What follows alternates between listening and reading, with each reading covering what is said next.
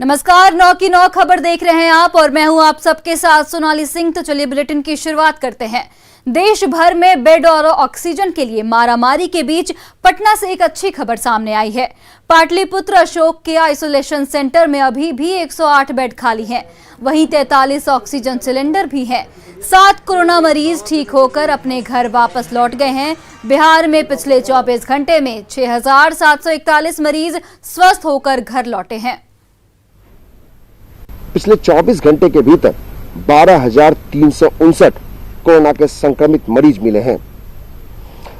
इस खबर से आप बेहद चिंतित हो सकते हैं, परेशान हो सकते हैं, लेकिन सुबह सुबह हम आपको कुछ अच्छी जानकारियां दे रहे हैं। अच्छी जानकारियां इस संदर्भ में कि अगर 24 घंटे के अंदर 12,359 मरीज मिले हैं तो 6,741 जो कोरोना के पॉजिटिव मरीज थे वो डिस्चार्ज भी हुए, यानी कि ठीक भी हुए हैं। तो एक अच्छी खबर सुबह सुबह है। इसके अलावा जो 77 कुल संक्रमित लोगों की जाने गई हैं एक दिन के अंदर में, ये बेहद परेशान करने वाली जानकारी है। लेकिन अब अच्छी जानकारी आपको दे रहे हैं।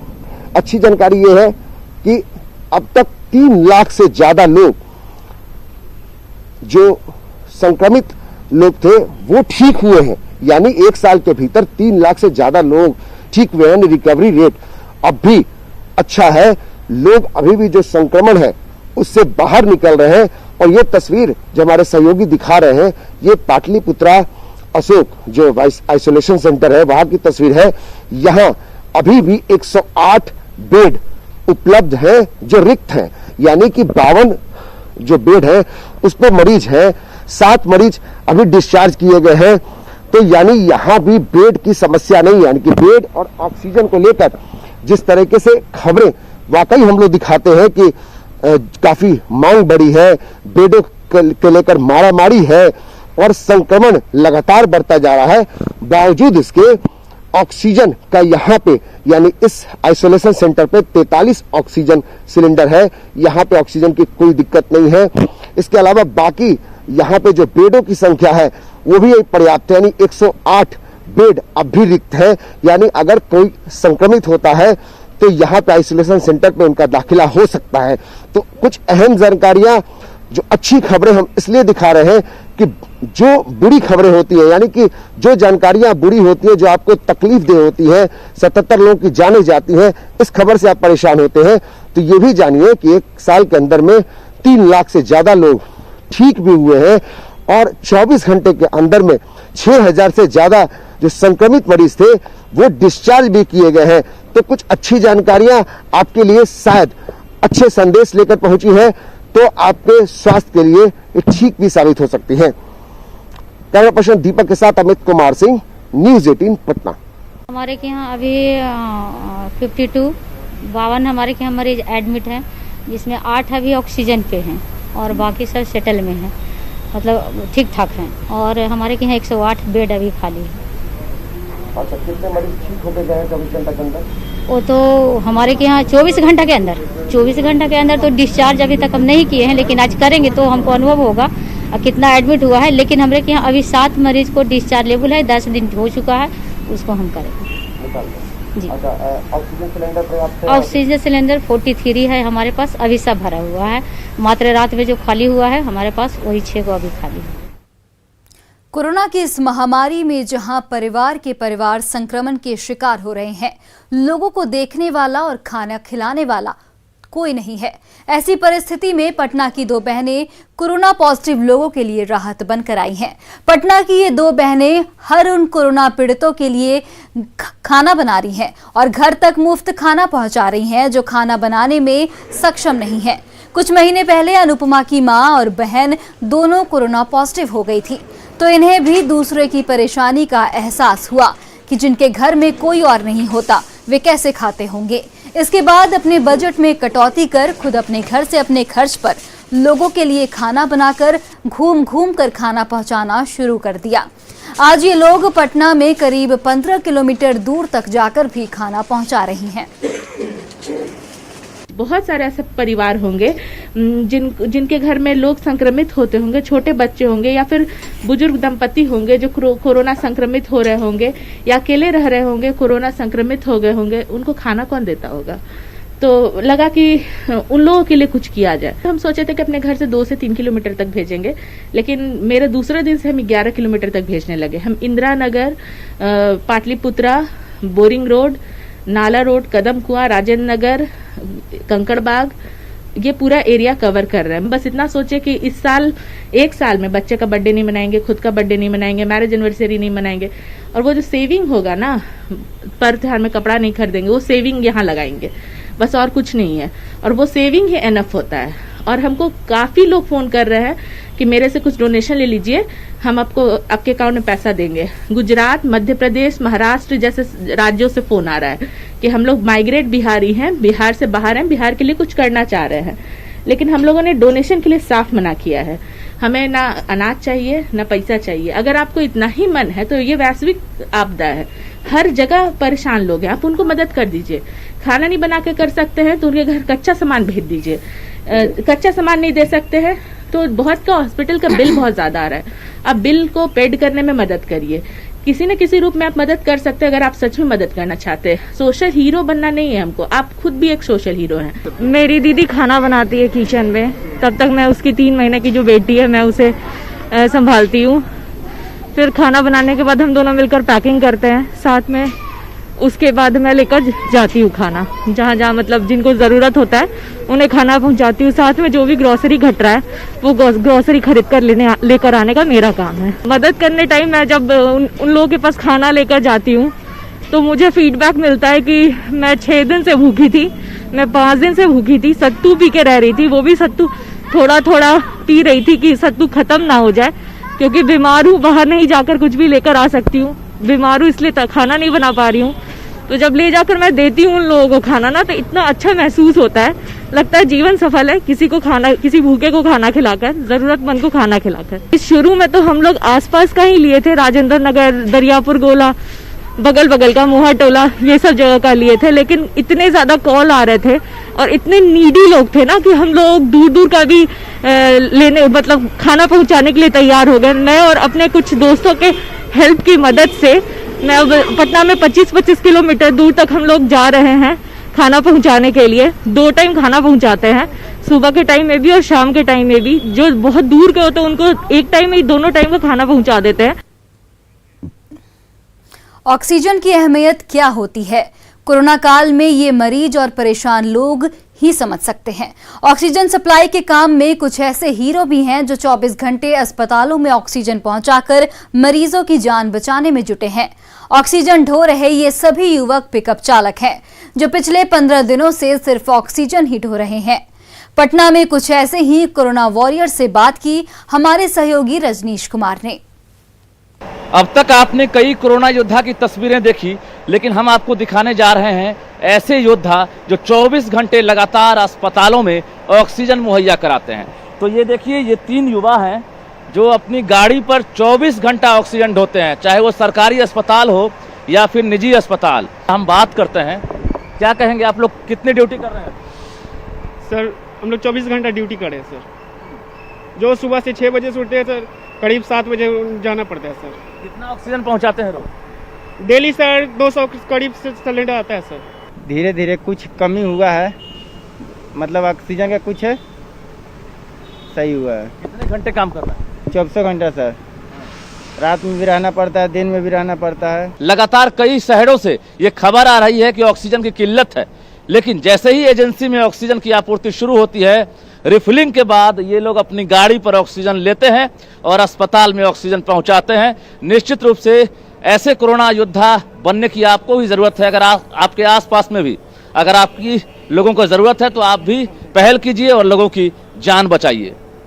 कैमरामैन अजय दुबे के साथ रजनीश कुमार, न्यूज़ 18 पटना।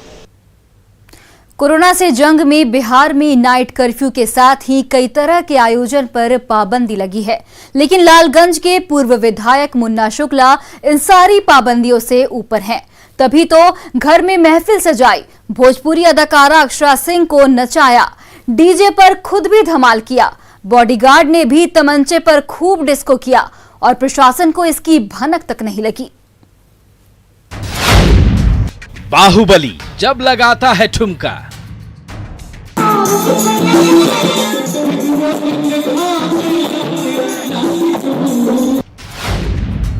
तो बोलती है बॉडीगार्ड की बंदूक।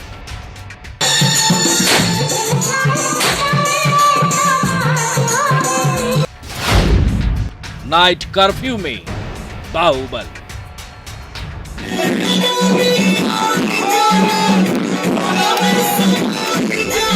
बिहार में हर दिन कोरोना तांडव मचा रहा है। रिकॉर्ड तोड़ मौत हो रही है, लेकिन मुन्ना शुक्ला को अपनी मस्ती की पड़ी है। लोग मरते हैं तो मरे, एक बाहुबली को इससे कोई फर्क नहीं पड़ता।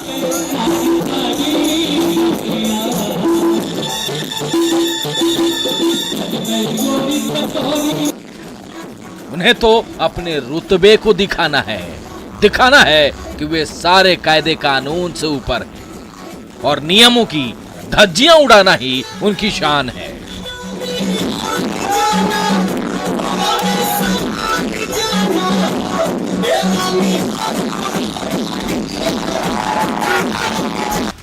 क्योंकि कोरोना से जंग में नाइट कर्फ्यू तो जैसे आम जनता के लिए है, वे तो नेतागिरी और बाहुबल का पूरा कॉकटेल है।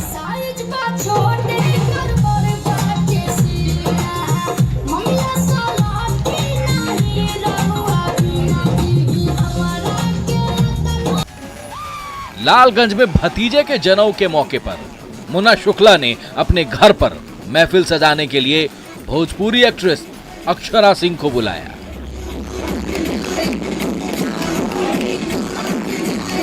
बाद डांसर्स को भी बुलाया।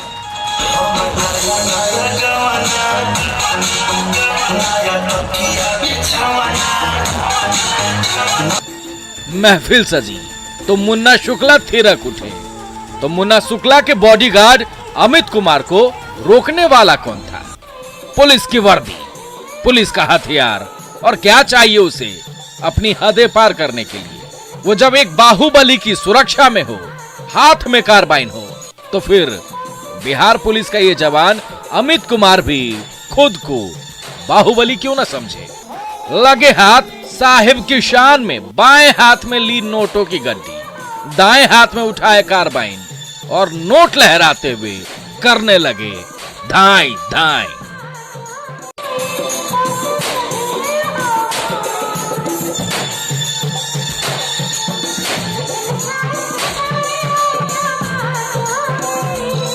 अब मुन्ना शुक्ला और उनकी पत्नी अन्नू शुक्ला की जुगलबंदी भी देख लीजिए।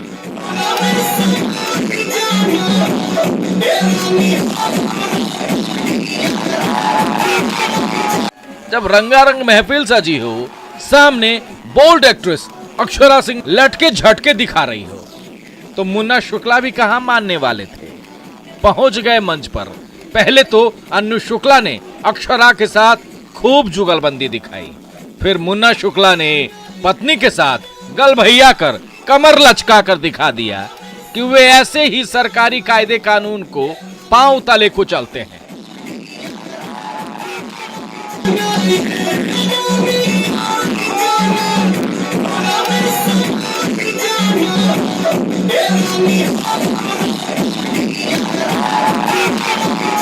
मुन्ना शुक्ला के घर मजमे की खबर न्यूज 18 पर चलने के बाद पुलिस महकमे में हड़कंप मच गया।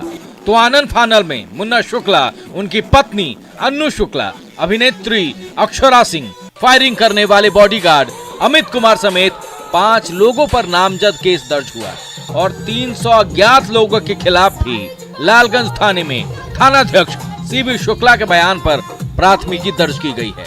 अब देखना यह है कि ये केस सिर्फ कागजी कार्रवाई है या फिर एक्शन भी होता है।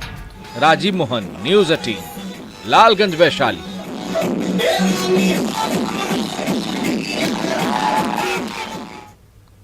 अब देखिए, इस पर कई सवाल भी उठने लगे हैं। सवाल है कि जब रात भर महफिल रंगीन होती रही तो पुलिस के बड़े अधिकारी से लेकर लालगंज थाना को भी क्या वाकई इसकी जानकारी नहीं थी? ये कैसे हो सकता है कि एक बाहुबली पूर्व विधायक के घर पर इतना बड़ा मजमा लगा हो, डीजे की धुन पर लोग थिरक रहे हो, बॉडीगार्ड धाए धाए फायरिंग कर रहा हो। इतना कुछ होने के बाद भी पुलिस को भनक नहीं लगी, या फिर सब कुछ लालगंज थाना और बड़े अधिकारियों की जानकारी में होता रहा। आखिर मस्ती के लिए महामारी को न्योता देना कहां तक जायज है, वो भी तब जब पूरे बिहार में रात 9 बजे से शाम 5 बजे सुबह 5 बजे तक कर्फ्यू लग जाता है। फिर 21 अप्रैल को कैसे मुन्ना शुक्ला ने नियमों की धज्जियां उड़ाकर रंगारंग महफिल सजाई, सिर्फ इसलिए कि ये नेता है, बाहुबली हैं और कानून से इतने ऊपर हैं कि कोरोना इनका और इनके समर्थकों को छू नहीं सकता। और जब न्यूज़ 18 पर खबर चलती है तो केस दर्ज होता है।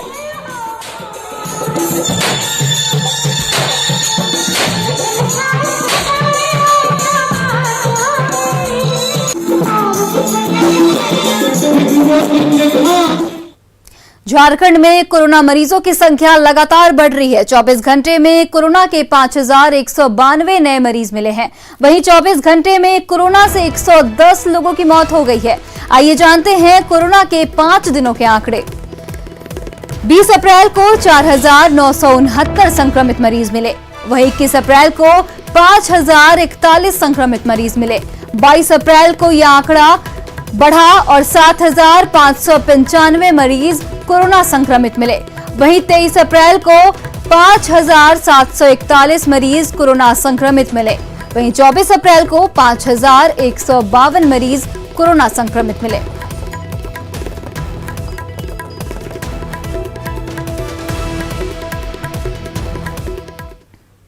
तो फिलहाल रुकते हैं एक छोटे से ब्रेक के बाद आप सभी का स्वागत है। सिवान में नाइट कर्फ्यू को लेकर प्रशासन काफी अलर्ट है। एसडीएम ने खुद पुलिस टीम के साथ नाइट कर्फ्यू का निरीक्षण किया, जायजा लिया। न्यूज़ 18 संवाददाता मृत्युंजय कुमार सिंह ने। सिवान में नाइट कर्फ्यू को लेकर जहां लोग सतर्क है, वहीं जिला प्रशासन पूरी तरह से सख्त। इस समय 9:30 बजने को है और हम नाइट कर्फ्यू को लेकर जायजा ले रहे हैं। तो जो सिवान के डीएम अमित कुमार पांडे हैं वो और लगातार उनके साथ जो सिवान का अधिकारी है वो सड़क पर आकर नाइट कर्फ्यू को पालन कराने के लिए पूरी तरह से एक्शन मोड में दिख रहे हैं। आप देख सकते हैं ये शहर का जेपी चौक है, जहाँ पे ये व्यस्तम इलाका माना जाता है। लंबी लंबी गाड़ियाँ कभी काफिला लगा करता था। वहीं जैसे ही नाइट कर्फ्यू को बिहार सरकार द्वारा आदेश दिया गया है तो सिवान में इसका असर साफ दिख रहा है।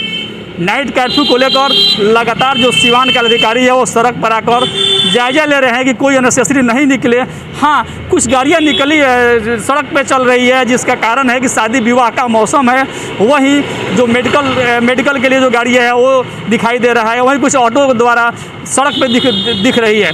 तो कहीं ना कहीं नाइट कर्फ्यू को लेकर जहाँ लोग पूरी तरह सतर्क है, वहीं नाइट कर्फ्यू पूरी तरह से पालन हो, इसके लिए सिवान प्रशासन पूरी तरह से अलर्ट मूड में दिख रहा है। मृत्युंजय कुमार सिंह, न्यूज़ 18 सिवान।